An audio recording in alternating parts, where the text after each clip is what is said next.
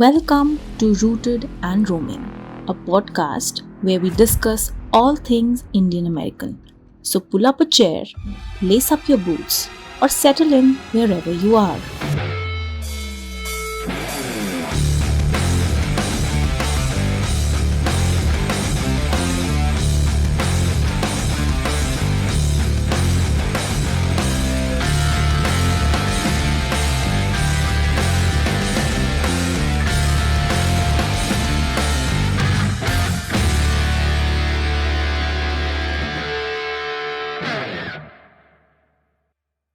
Namaste, everybody. Welcome to another episode of Rooted and Roaming, where we discuss issues that concern Indian American diaspora here. And today, to talk about some of the things, we have Khanderao ji with us. Namaste, Khanderao ji. Welcome. Namaste, Amantanchi. And my co-host here, Amitabh Mittal ji. Namaste, Amitabh ji. Namaste to Khanderao ji and all the audience. Yes. So we'll get right to it, Khanderao ji. Sabse pehle, first of all, please tell us a little bit about yourself, where you are, and the kind of work you do. We know, all of us know that you're very much involved in community. Plus, just briefly tell us your background. Yeah. So I'm from Silicon Valley. I came to this country almost 30 years back, settled technologist by profession, entrepreneurial startup advisor. But for last more than couple of decades, I'm heavily involved into the policy and awareness aspect, bringing the community, create awareness about the issues of our interest, both locally and mainly in Washington, D.C. and around. Okay, and you also have an organization that you're involved with. You want to tell us a little bit, about the organization? So, I'm founder, president, and chief of policy and strategy of Foundation for India and Indian Diaspora Studies. I'm also founder of Global Indian Technology Professionals Association, popularly called as GitPro, which is focused mainly on technologists and entrepreneurship, particularly early stage and India focused. So when it comes to the FIIDS, FIIDS is a policy platform and awareness platform. So we focus on policy studies, surveys, monitoring the policies both in Congress or outside and think tanks. We interact with that, come up with either policy response or formulating the policies. We create the awareness within those who can act on the policies. It could be elected official, then member of Congress, could be administration, it could be interacting with, say, DHS, USCIS, which is the immigration related, or State Department, or so various, and the most important that all these policies typically get incubated, ideated, uh, detailed in the think tank space. So we do work with the think tanks, often interact with them, have roundtables, organize conferences, participate in conferences, present papers. So that's our kind of a area of works. Output of that definitely also creating awareness within Indian American community and also important stakeholders, including media. So, Khanderao, where is the, so I was going to jump into, all wonderful. I just wanted to know where is the idea of the FIIDS germinated? What caused you to come up with this project of, something that would work on policy issues? Like, because most of the Indian diaspora has been busy just earning the bread, taking care of the home family where they came from. But what prompted you to create, FIIDS? So it's very good question. As we know that we are immigrant in this country, our first priority, most of us, is that to establish, settle, make family and community enriched, and then people are mostly in that spectrum and happily contributing locally. So that's most of the journeys there. As our population grow, when we see around, particularly when it comes to Washington DC, realize that we have so much mm, thing to offer. Our community has been contributing all walks of life. However, in Washington DC, there is no voice. There is no representation in terms of uh, the policies or in that space. And there is a saying over there: if you are not on a table, you are on a menu. So that's what happens. So we are on the recipient of the policies. We are the recipient of all this, and that's basically a need pursued. When it comes to the personal, right from the childhood, the people, great personalities like Vivekananda, then Shivaji. So those are the one who kind of always motivated. In this country also, Thomas Jefferson, Abraham Lincoln. These are the people who lived beyond their own kind of means and their needs. And those are the things always inspired. And we saw the need, I saw the need, and then we thought that this is the area we should focus, because till that time, in first one decade, I was working on various other initiatives locally, whether bringing community together, having big events, even working on aspects like misinformation or in education system or those. But then realized that the largest impact is actually in Washington DC, because those policies they impact everywhere. So that's why space was much more needed attention, and someone need to take it in their own hands. So I took it. So that brings up a very good question, Khanderao. As you said, if you're not, on the table, you're on the menu, right? What do you think, in your opinion, is the reason that we are not on the table? Like, immigration for big chunk immigration of Indian Americans started in the 60s. So we are almost 60 plus years. Our community is an immigrant here, and we have made a good life for ourselves in all walks of life. What has kept us away from being on the table?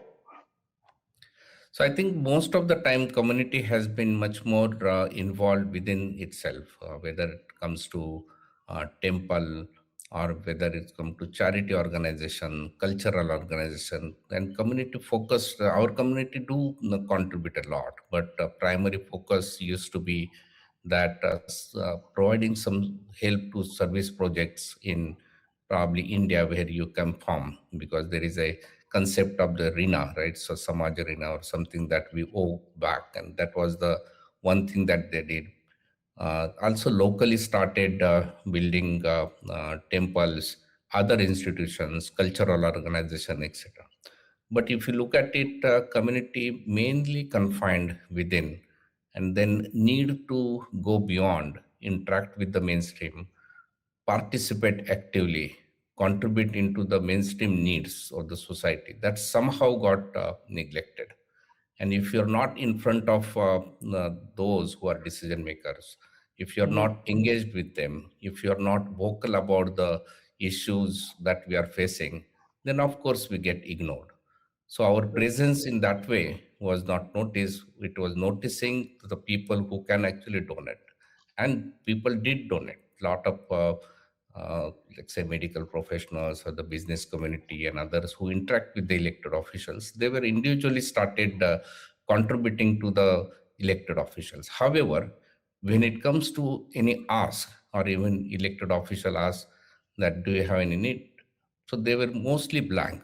So most of these stakes were attached to the photo ops, but not to any particular needs. And that's why they the mainstream or the elected official policymakers, they neither noticed, they were not even aware about issues. And so it mostly the one is engagement and creation of the awareness. So both of this is lacked, and that's why we were missing on the table. Right. I think it was Professor Ramsi Jaluri. He wrote an article in Indian Express. It was saying exactly the same thing, that somebody asked him, and somebody asked one of our Congress member, and they said, "Oh, really? They have this issue? They never told us. They just wrote the check, took a picture, and went away."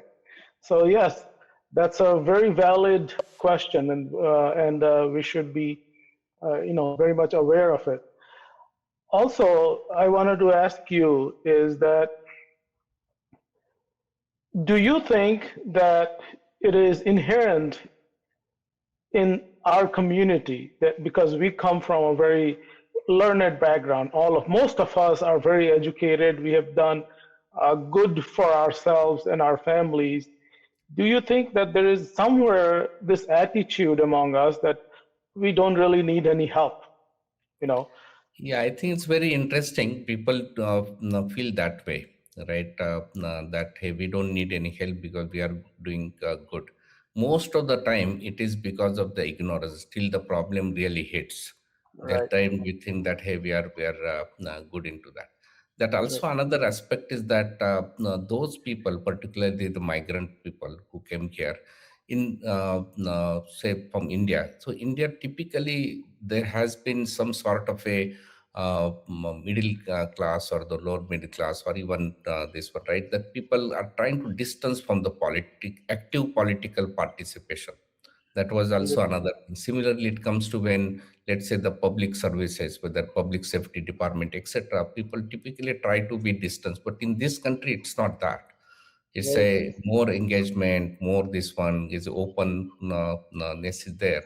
So that also baggage sometimes caused. And another thing that, hey, what's wrong? I'm doing good. But that I'm doing good is up to the point when you're not facing any kind of a difficulty. The moment you start facing difficulty, it could be discrimination, it could be certain some graffitis on the temples, or it could be even you are getting in the legal aspect. And now if you look at it, that even the key aspect like birthright citizenship, for example, or some of the things, even the green card related or others, people used to take it granted. Now there is awareness that hey, we cannot be there because suddenly things can change, and if you are not any active into that, then you are just recipient. So that's the thing that we take lot of times, that the peace that we get or the facilities we get and everything, we feel that we have either right or we take it as a guarantee, and that is the something is an illusion. History has shown everywhere that if people are not conscious, not active, not protective about their rights or who they are, they always get in a difficult situation. Lack of that knowledge and awareness really causes this distance.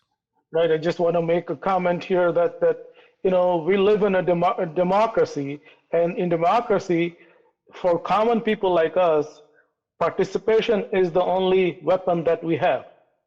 Right? Our tool, yes, not weapon. Sorry.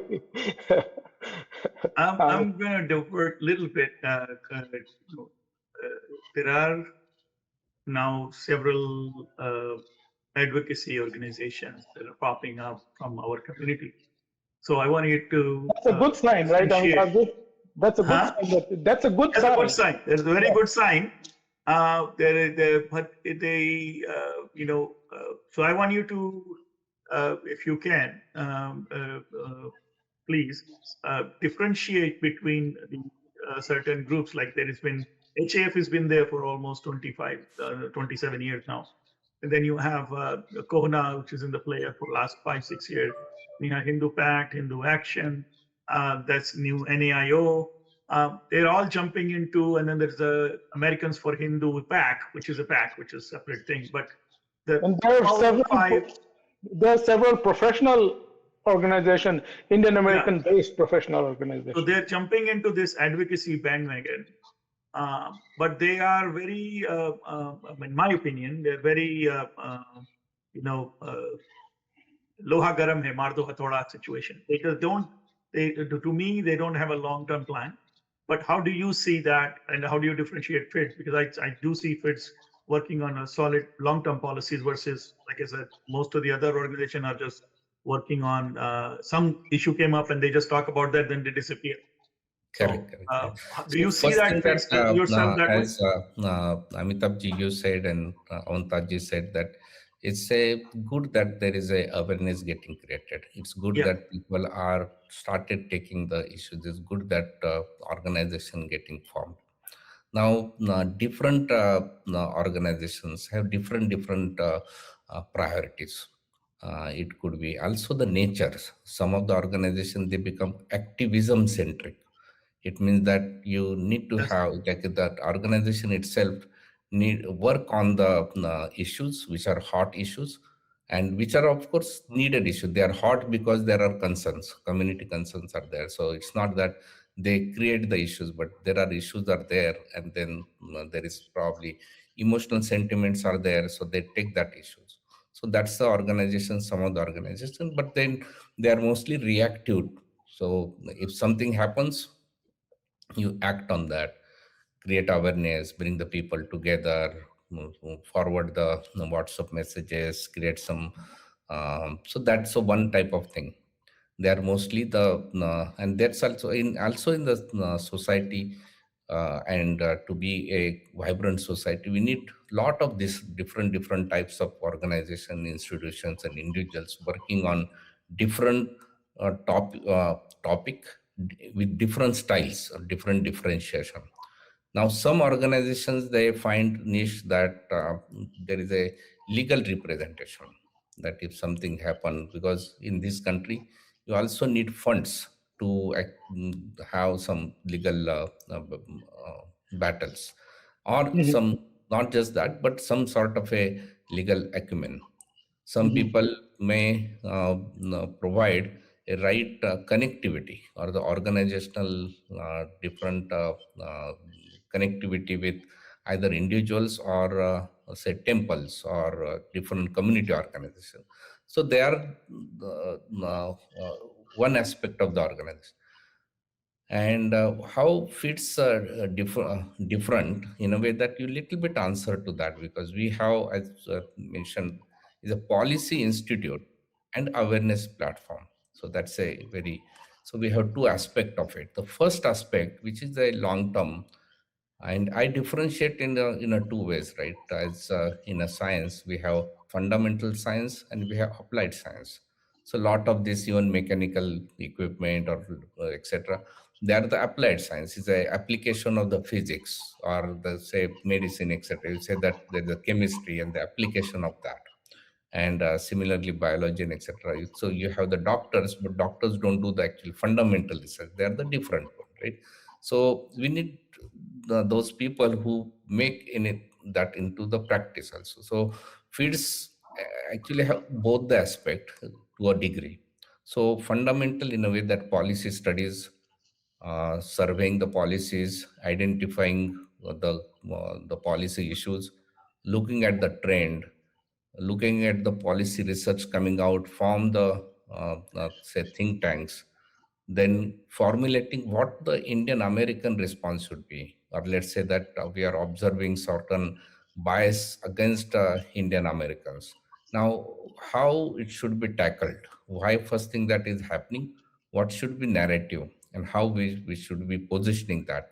Whom we should be educated? So those are the things comes about the policy formulation, a strategy, and then some we can have the position, and that's where many organizations comes into the picture, which can promote or propagate that thing. Not necessarily the FIIDS has the awareness, but I don't think that that's the only, we should have the exclusive monopoly, or the we just because we made certain things that we are the only to take it to the last mile in a way that just the delivery to the direct community. It can be from multiple paths. So I believe that there is a coexistence possible. However, the FIIDS focus is much more broader. The FIIDS is a India and Indian diaspora in a way that it focuses on US-India relations, US policies towards South Asia,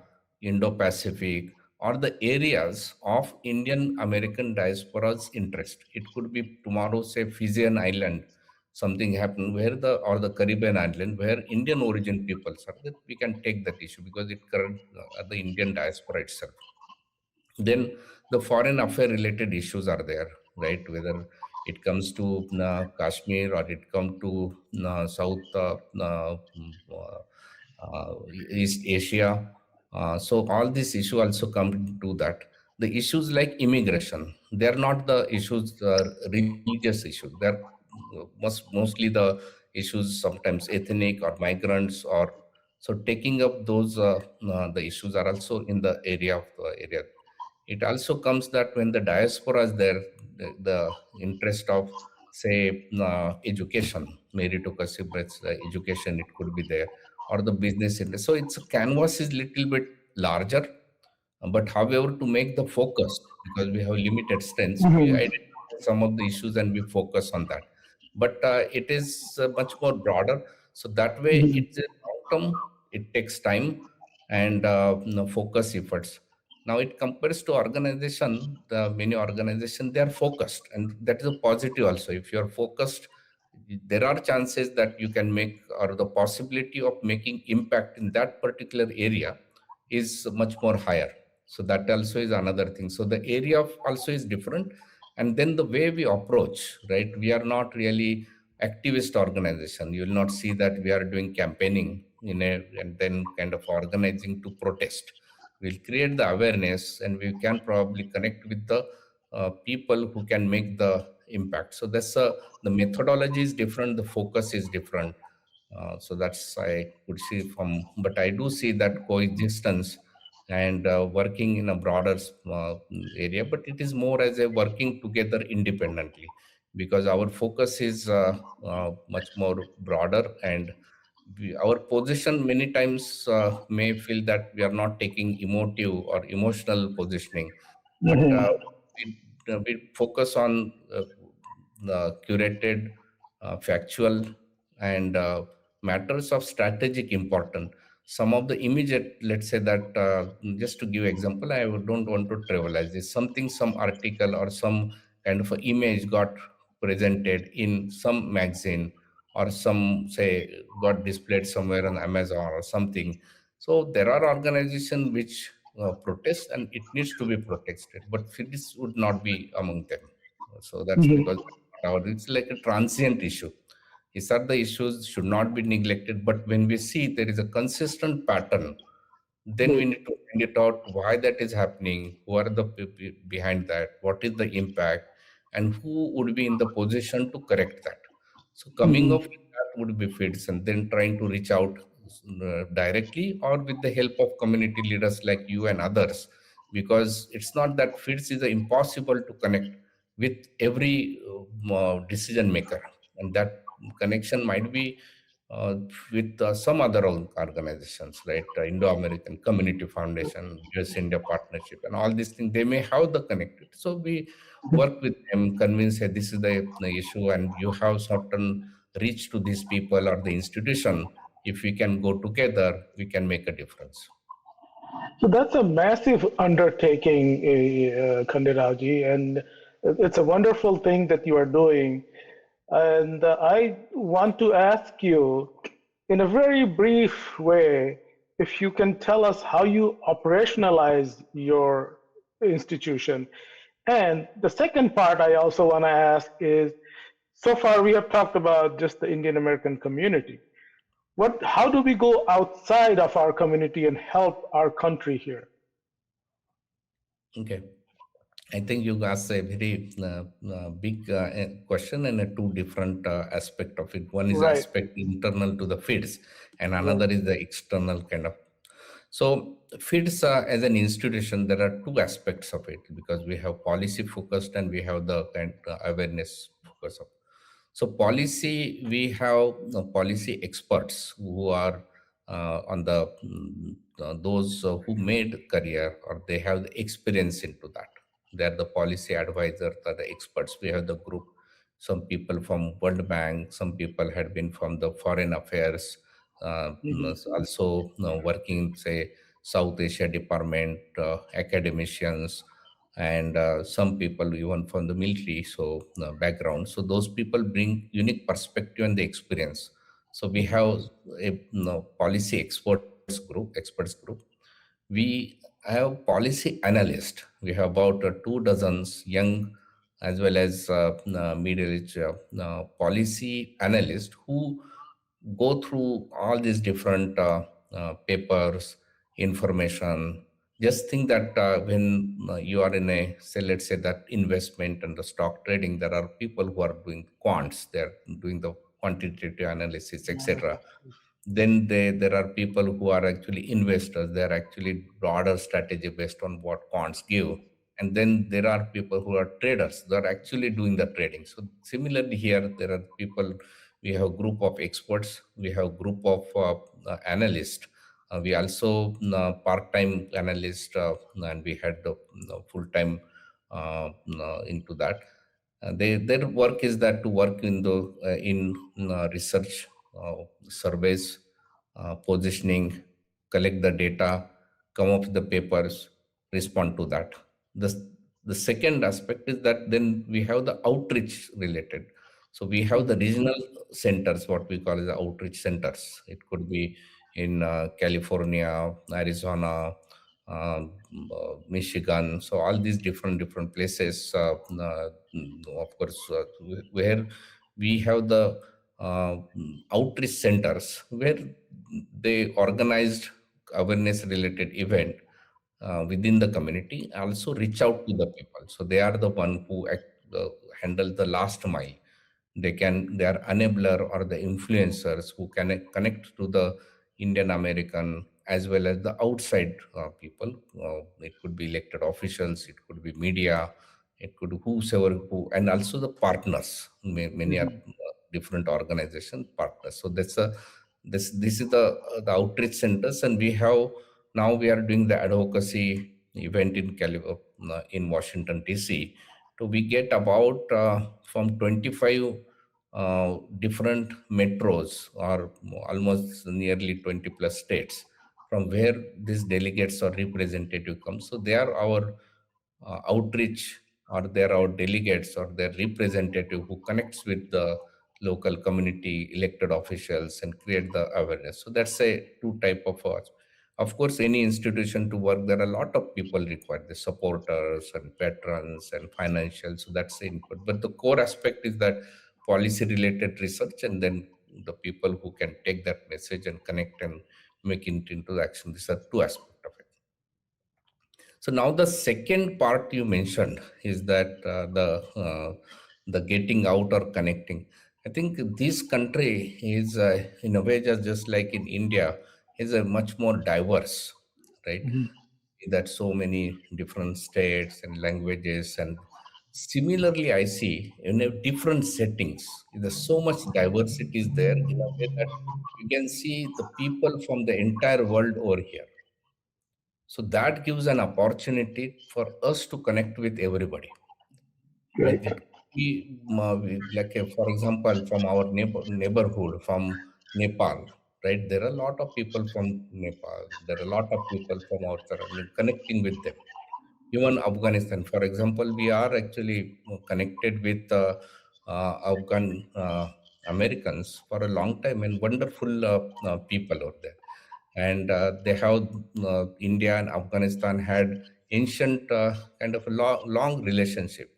That's Right. a good relationship. India has a lot of projects out there. So when migrants community come here in California, when I'm here, there is a Vietnamese and Philippines and Japanese and lot of people to connect.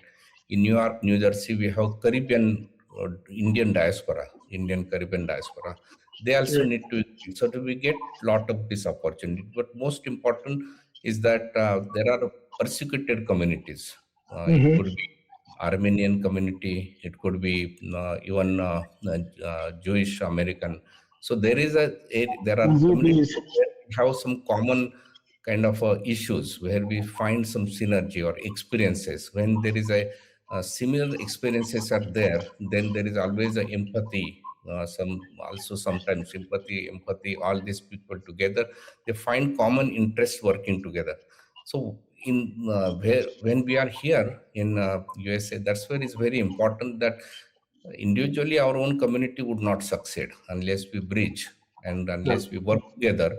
The issues it could be issue but issue, like different issues are there. Like for example, H1B issue is not just the Indian issue, it's a Chinese also, like a China, and this one is this one. Similarly, so there are a lot of things. Even when it comes to Muslim, there are a lot of problems, even like Uyghur Muslim problem, right? We stand with that also. Armenian are actually Orthodox Christians, but they were persecuted and thrown out. Hundreds of thousands, actually, a couple of years back, they had to flee.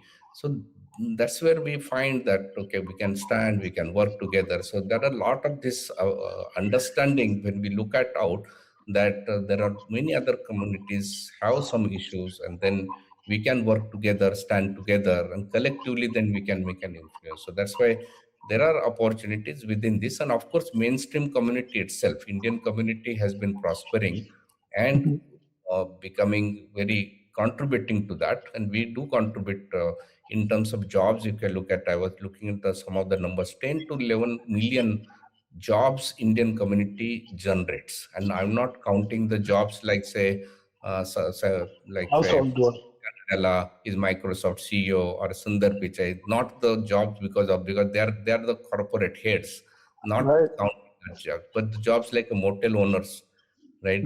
How per motel, the medical professionals, and there are many businesses are there. So Dunkin' Donuts and all that thing. So if you take the small businesses in the farming and all that thing, and also a lot of other industries, trucking and others, Indian Americans are there. So they are hugely contributing, but there are opportunities to contribute into the mainstream service and trying to uplift the mainstream where there are people are needy. So I think that is the area when it comes that how we find opportunities for outward.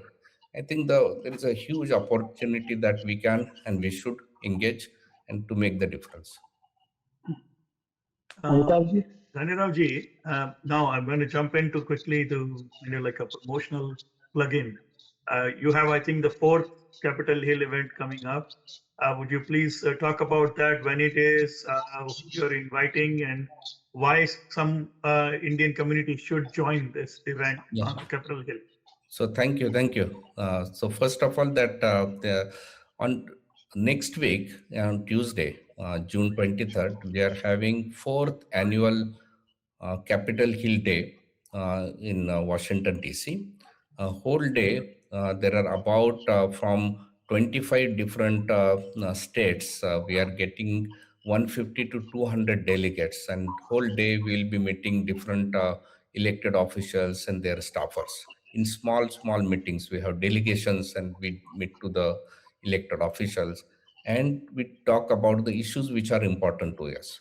And I was saying that there are so many issues are important to us, but we have to prioritize because each meeting is a 30 minutes, and then there has to be very specific ask. So we prioritize, and when we meet to elected officials, then there is ask that what can they do? And what they can do is that what is the congressional action? So it means that are there any bills? Are there any resolutions? What can I do? Because otherwise it becomes okay, I came and I informed and good. So we went through all these 300 plus different bills from 119 Congress, and we introduced in 2025, 2026, identified about 40 different bills and resolutions. Out of them, 8 were much more kind of, and all of them are from our perspective, Indian American perspective, which is important. 8 clusters, and we shortlisted 5 topics. One is US-India relations. Second thing, Indo-Pacific region, safety, because you know that China being there with a hegemonic agenda, there has been supply chain concerns, including the semiconductor, which is coming from Taiwan. We have seen that part, the supply chain, the resiliency, and the security in the region. Third thing that we talk about that is Indian American. I mentioned that we contribute 1% of the population, contributing about 5% of the taxes, of the overall taxes. I think more than a few hundred billion total. You can see that contribution from the economy point of view, Indian American generates. The students, for example, bring almost 10 billion incoming FDI, not FDI, the incoming the students bring that thing. So there are lot of is there. However, despite of Indian Americans' contribution, we observed that last 1 year or 2 years, it has been the anti Indian American sentiment is rising. It manifests various ways. It manifests from the stores to online to even at the temples. In recently, there was some in Texas City. There were kind of a deportation related discussions were there, and even New York Times has an article about H1 racism. CNN, no, Carnegie Mellon had published a report on that.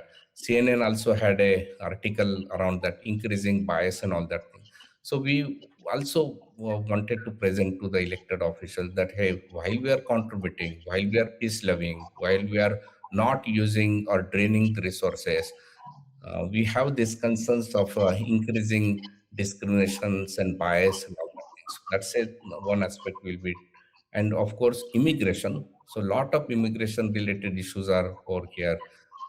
Currently, even the H1B, there is a huge friction.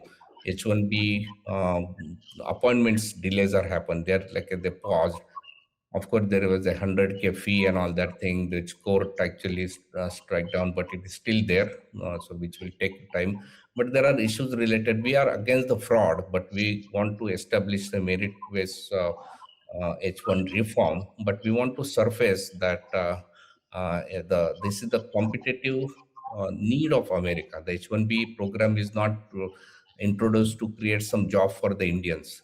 The H1B program has been created because America needs tech talent so that the tech industry can be competitive enough and be now in the modern world, in the AI, cyber security, and the space and all that thing. It can continue to be the leading one in the competition of, again, I will take the China's example, doesn't have to, but it is basically the technology is a driver engine behind the America, and that's where the talent is needed. But H1B and green card, the hundreds of thousand green card professionals are actually in a huge backlog, and that is because there is a 7% country-wise quota, which unfortunately impacts Indian Americans most compared to any other countries, and they are delayed by decades of delays there. If new one applying for green card, it will take 30, 40 years, so probably not in their lifetime.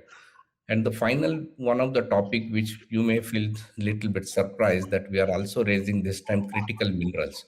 And so that is not really a Indian issue or anything. And first time in 2024, actually, we raised this issue in US Congress. And that time, this question was asked by many congressmen that, hey, first thing that there was ignorance that time, that people were not aware about the importance of the critical minerals. But then we presented that 70-80% of this, the whole access with China, and if any difficulty happens, US will be, and the technology and the whole world will be in danger. That's what happened in 2025.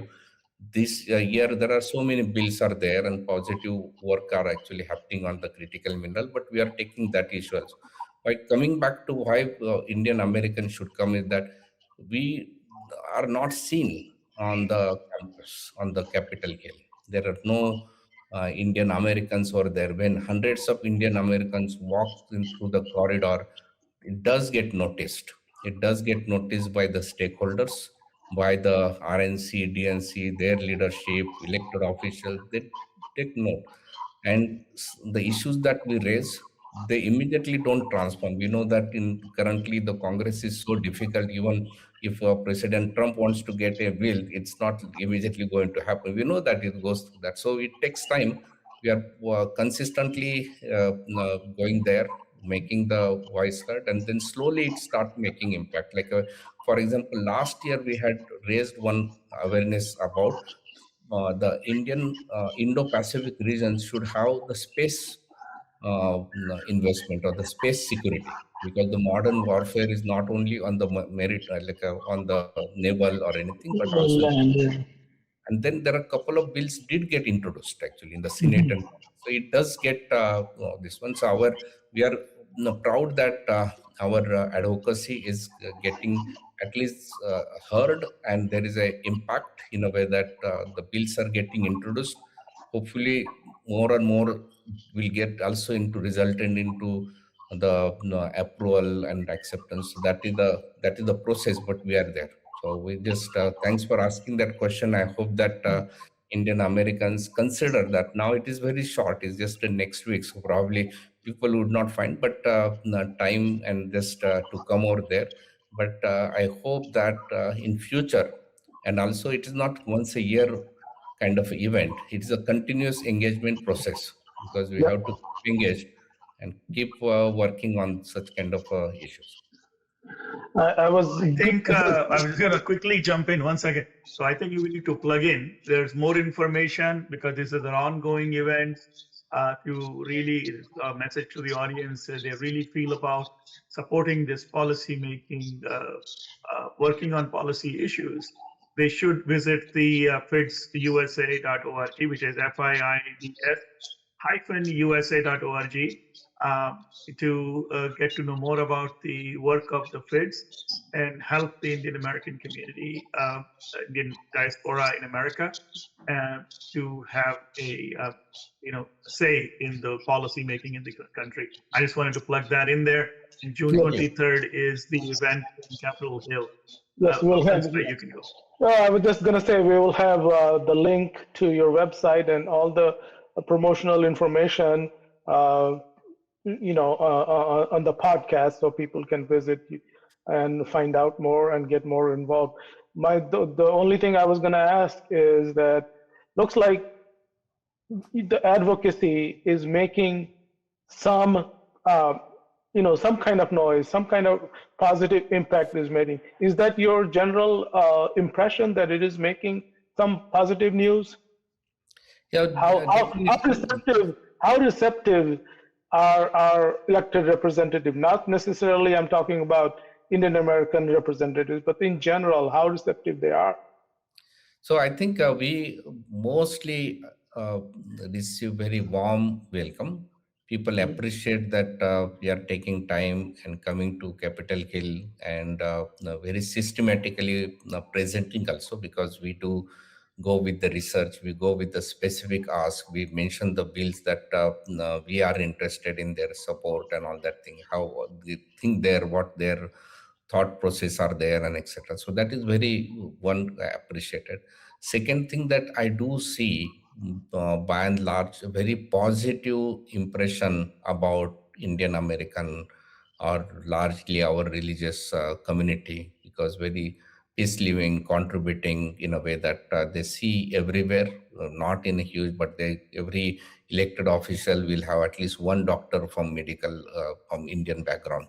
They may have visited some restaurants or some services or hotels owned by the Indian American.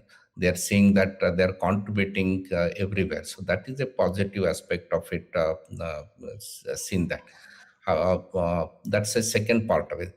Third is that there are certain concerns that that some of the fraudulent, not like a by and large, but the frauds and such kind of a negative does make the news, right? So when it comes to our probably some of the immigration related aspect of it, so those are the concern. But then we need to bring to their attention that it's a very isolated minority incidents, but by and large, what the scenario is that. So there is an opportunity to create the awareness into that.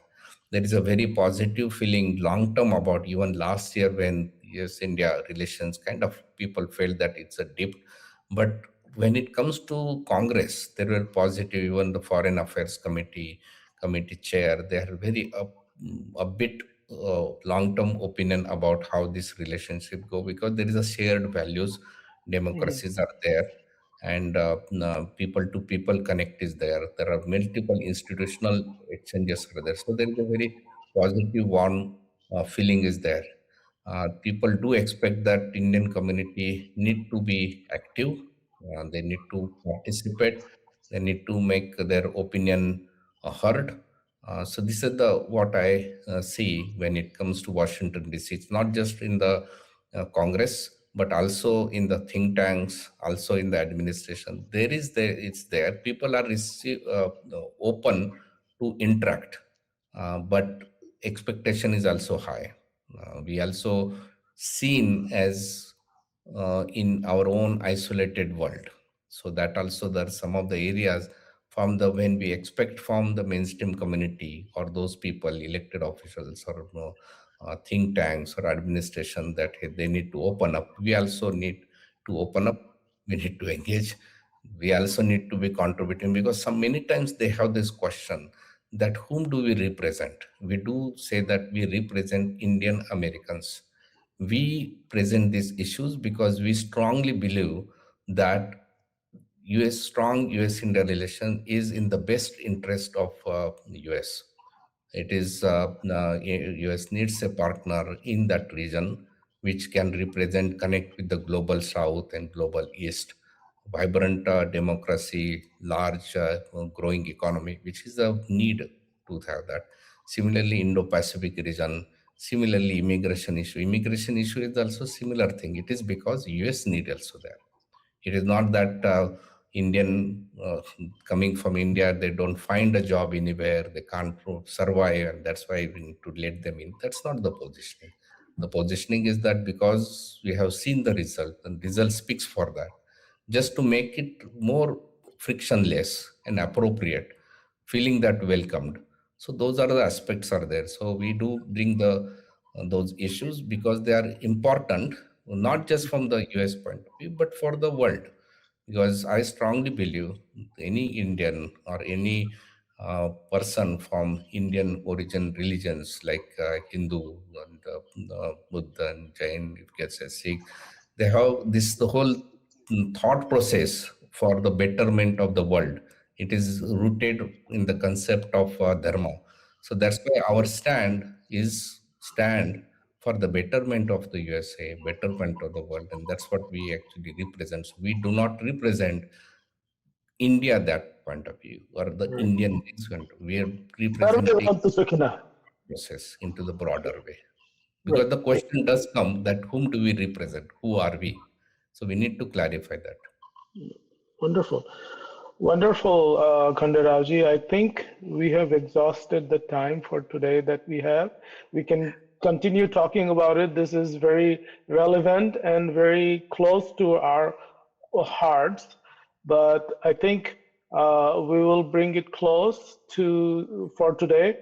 And wonderful. Thank you very much for coming up and talking to us and talking about all your activities, your organization's activities, and good luck on the DC event that you have. And would love to have you come back and talk about what you achieved and how it went, maybe sometime in the future. Right, Amitabhji, do you have any parting? Thank you so much. No, that's a perfect, wonderful close. Thank you, Khanderao, for joining us. And unfortunately, I will not be able to join this year on the Capitol Hill, but all the best to your team and everyone who joins. It's an experience. If you've never been there to audience again, please consider reaching out to FIIDS. Thank you so much, Khanderao, for joining us. Thank you, Antajji. Thank you, Amitabhji. This is a wonderful initiative. I do want to tell you, because very few people do the podcast and very few people select the topics which are apparently of not like a broader interest. They are boring topics that if you do a musical program, if you bring the Bollywood guys, or you can even bring the religious also, right? If you do that, because it is a more enriching, right? People, it makes people happy. It people make, so that way it's very easy path. But you are basically bringing the people like me and others, and who ask some questions, sometimes maybe bothersome questions. And so, but doing so, raising that, stirring that, bringing that to the people attention is a awesome work. And definitely you also best luck for me for this initiative, and thanks for inviting me. Thank you.